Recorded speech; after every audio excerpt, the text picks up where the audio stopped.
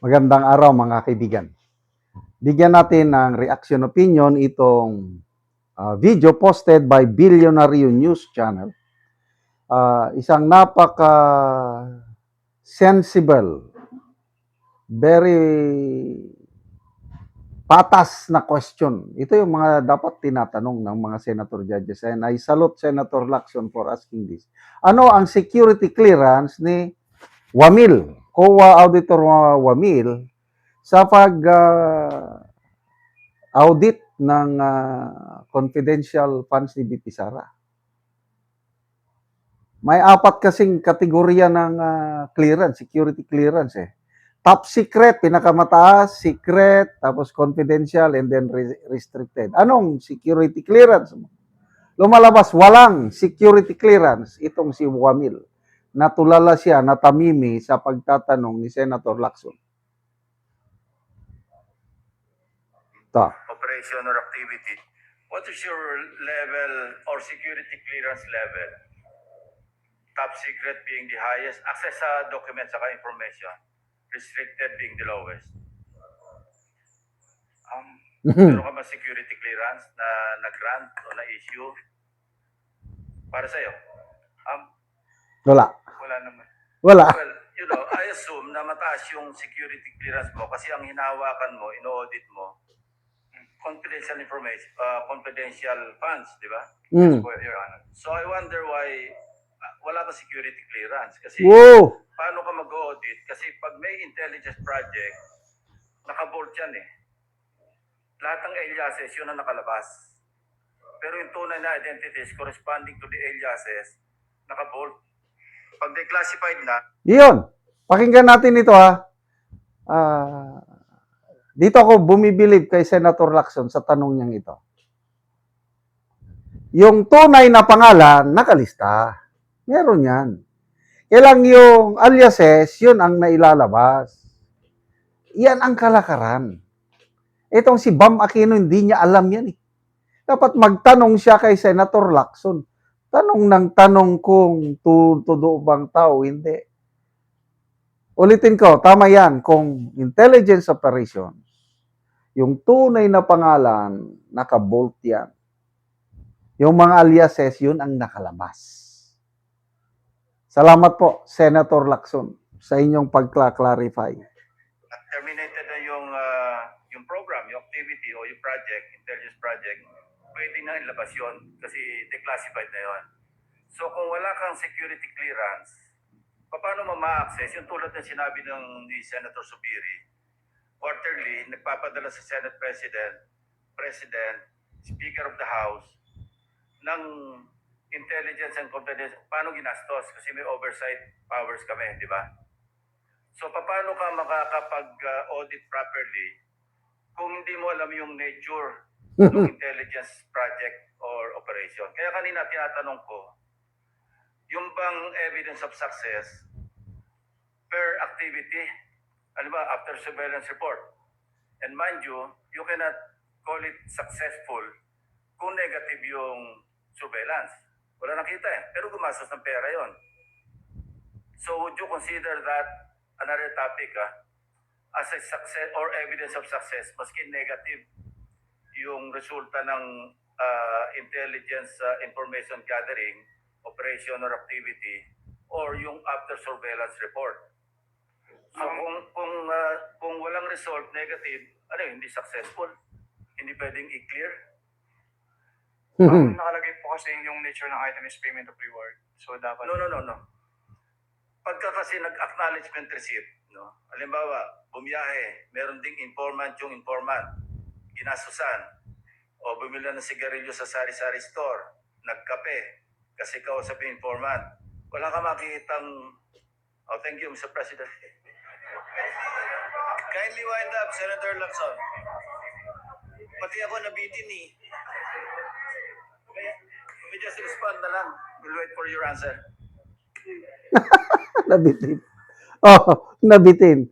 Kasi nga, very informative yung tanong at sinasabi ni Senator Lacson. Again, kahit nababati ko si Senator Lacson tungkol sa flood control investigation, being a chairman ng BRC, no, with this kind of question. Yan ang malaman. So, I don't know, nakakapagtaka. Auditor ka, wala kang security clearance. Ako nga, ang security clearance ko, pinakamababa, restricted lang. Kasi may yung document namin sa military na may nakalagay sa upper portion, lower portion. Ano yung classification ng document yun? Karamihan na ko is restricted lang, restricted. Pagdating na sa confidential, wala na yan. Higher clearance na yun. So, restricted. Yun lang ang na-access ko. Pag confidential, secret, top secret, wala na. So, itong si Wamil, I don't know paano single out talaga si BP Sara. Ito, opinion ko lang ha. Single out nila. Talagang selective. Ang daming selective. Selective justice, selective audit, selective ayuda. Ang dami. So, nabitin.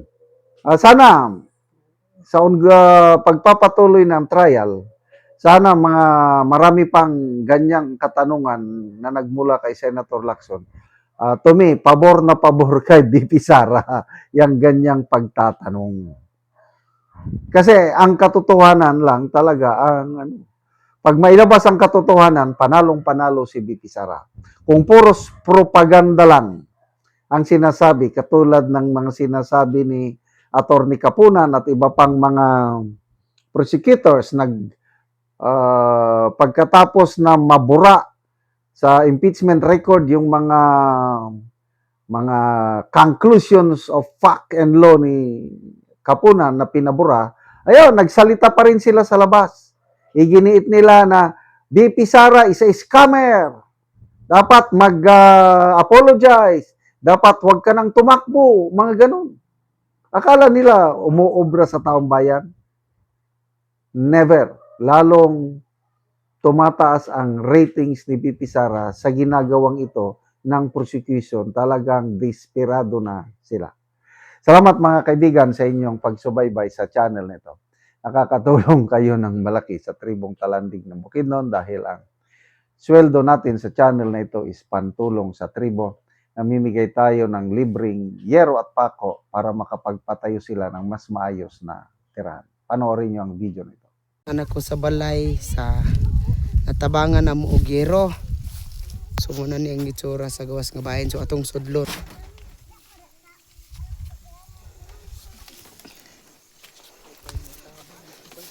So karon mo na ni ang itsura sa ilang atop nga silupin lang. So muna na pod ni ang itsura sa trapal nga ilang atop. So diri na gid in town sila magtulog. Muna ni ang ilang kahimtang.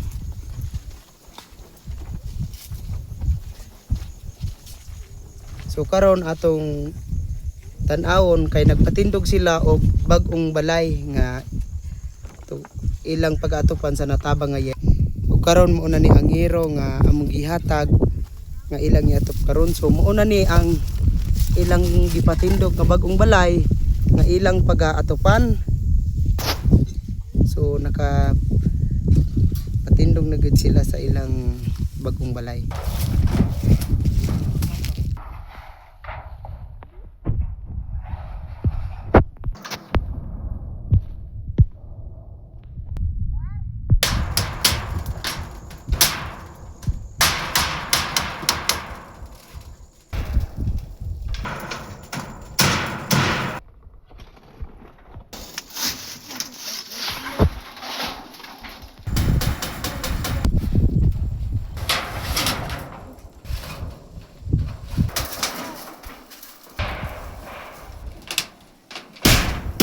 O karon humanagid sa pag-atop ang ginatabang nga yero. Salamat sa naghatag sa sin og malamat sa Ginoo nga nakabalay na gyud mi. Di nami maulanan. So ang inyong payag, pila na nakabulan inyong payag nga silupin lang. Trapal. Dugay-dugay na gyud ni nga murag lima na gyud na kabulan. I-assemble ra nga sin aw nga kuan silopin aron na lang iatop. So karon nakabalay na mo og bago. Kabalay na gyud mi So salamat kayo.